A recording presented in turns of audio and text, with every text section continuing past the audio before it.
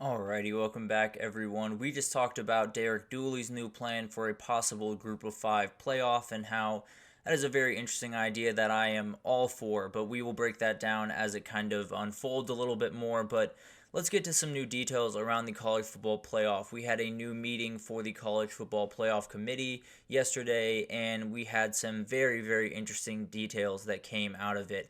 Shihan Jerahaja, excuse me, I apologize, gave some kind of the biggest takeaways from this meeting in a great piece that he did over at CBS, and I wanted to break it down for you all. So one of the things that had kind of been over their head for quite some time has been the Army-Navy game and how to kind of deal with that because of the scheduling conflict that it does arise with the new games that are being put into place throughout college football and in this playoff in particular. I think Army-Navy was an issue that we were a little bit worried about, but we'll get to that in a little bit. One of the things that I took away from this article was the Pac-12's placement in this is going to be changing very, very quickly.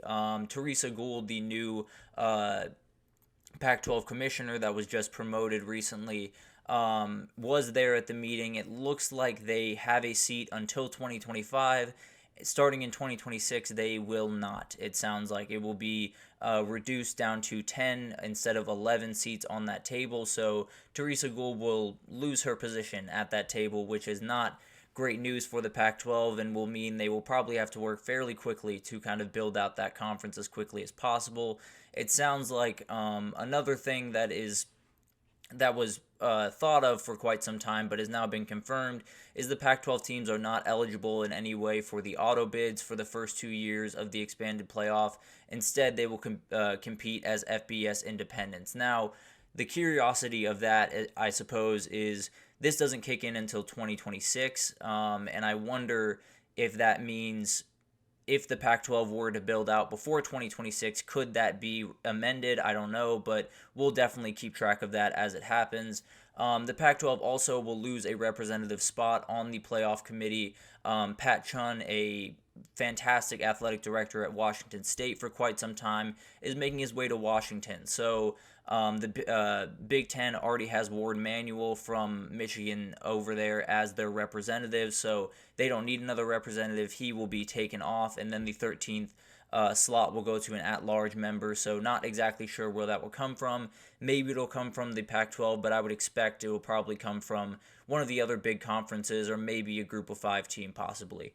But let's get to the Army-Navy issue. This was something that had been talked about a little bit, but definitely something that had slipped my mind a little bit early on, but I'd realized what are you going to do with the Army-Navy game? It's always a week after the conference title game, so a little bit later into December, and the playoff games, I believe, start the week after that. So the question is, how do we possibly incorporate these teams? Sounds like they're not going to. It sounds like they reached out to Army and Navy to see if they wanted to reschedule the game, move it a week forward onto Conference Championship Week. They were not willing to do that, so they will not be in on the conversation. You will never see Army and Navy in the playoff. Now, I would be a little bit surprised if you ever were going to see Army and Navy in the playoff in the first place, but this just makes it, finalized. Maybe if one of these teams turns a corner in the next couple of years, they'll start to rethink that decision and maybe move around that game a little bit. But I do love that game being a standalone game on its own weekend, so not necessarily upset by this decision at all. I don't think it'll affect the playoff too much by any means. But one of the most interesting things that happened in this discussion was they did kind of a mock selection for what the playoff could look like.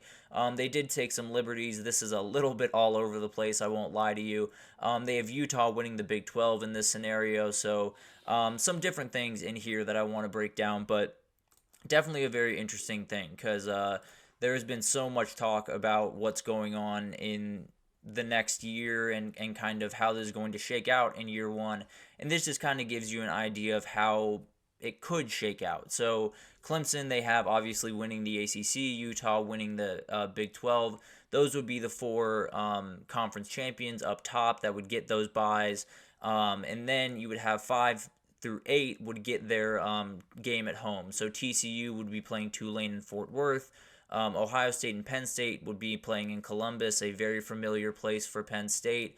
Bama would play USC and Tuscaloosa, and Tennessee would play Kansas State and Knoxville. So a lot of very interesting games here, some games that would be very, very exciting to watch. I think this upcoming year, if you got Tennessee and Kansas State in a 9-8 game, that would be incredible to watch, to be totally honest with you. But I think there would be a ton of really, really cool things to come from this. I think this is obviously taking a ton of liberties about how this kind of shakes out, but to give you an idea of why it could shake out this way and why some of these matchups are the way that they are and look a little bit wonky is some of these bowls have direct tie-ins with these conferences, and that just can't really be changed. That's just kind of the way that things go, and they will at least until 2025. So the Big Ten is guaranteed a spot in the Rose Bowl in the quarterfinals, so you have to set it up to where that happens.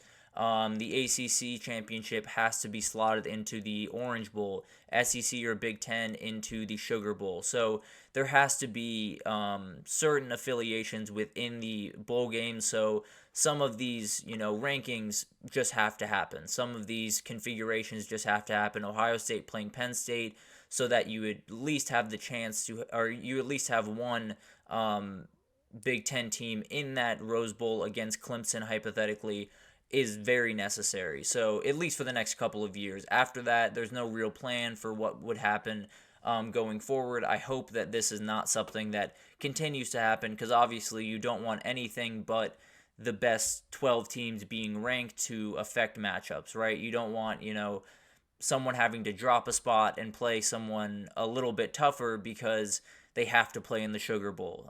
So I think that's something that likely will be done away with here pretty soon, but you never know. I think it's something that the bowl games have really loved in the past, but feels like we're kind of in a bygone era of automatically putting a conference into a bowl, but we'll see what happens with that. One of the big things that happened here was there was no real policy on rematches or conference matchups in the early rounds of the playoff.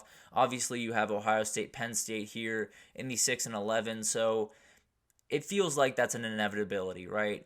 Hopefully, it doesn't necessarily happen in the first round, but I've always been a proponent of, if it makes sense, if that's the way that the bracket lines up, these guys could play 4 times in a row for all I care. I think as long as you are not, tipping the scales one direction to make sure that this team doesn't play this team, and you're making sure that you're preserving some of the conference matchups, I think it's just not a great way to go about making playoff matchups, just because then you set up a situation where a team moves down or a team moves up and plays someone a little bit easier, a team moves down and plays someone a little bit harder, and it just creates too many problems. So I think the way that they should do it is, these are the 12 best teams. These are the matchups that we're going to get, because those are the most fair matchups, I guess is the best way to put that. But there's going to be plenty more to be ironed out. Those are very few tidbits that came out of that meeting that